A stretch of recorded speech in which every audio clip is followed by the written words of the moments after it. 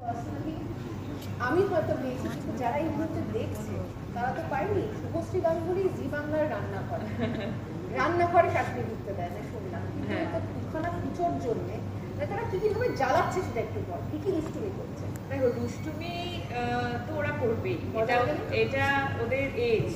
ওরা দুষ্টুমি না করলে মনে হয় কি শরীরটা খারাপ হয়ে যায়, তো হচ্ছে না, কিছু হচ্ছে না, কথা শুনছে না কেন, হঠাৎ করে ওবিডিয়েন্ট হলো, হয়ে গেল কেন, মনটা খারাপ হয়ে গেল কি, কিছু বলে ফেললাম কি? এক্স্যাক্টলি। সো মানেই তাদেরকে কোথাও না কোথাও তো একটা নিয়ে যাবে অবশ্যই। মানে আমি তো বিশ্বাস করি এটা মানে এত ডান্স রিয়ালিটি শো হয়, মানে আমি অনেক ছোটবেলা থেকে ডান্স রিয়ালিটি শো দেখেছি, ওয়ান অফ দ্য বেস্ট।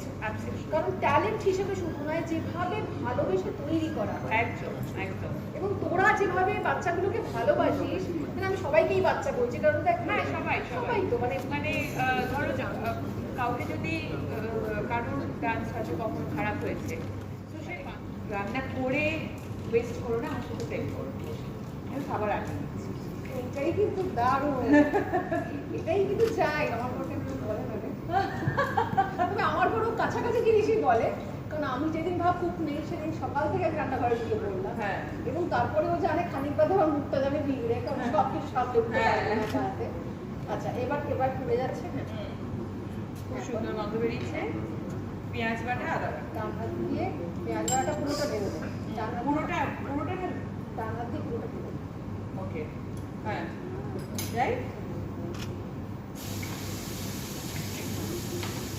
কষিয়ে দিয়ে তারপরে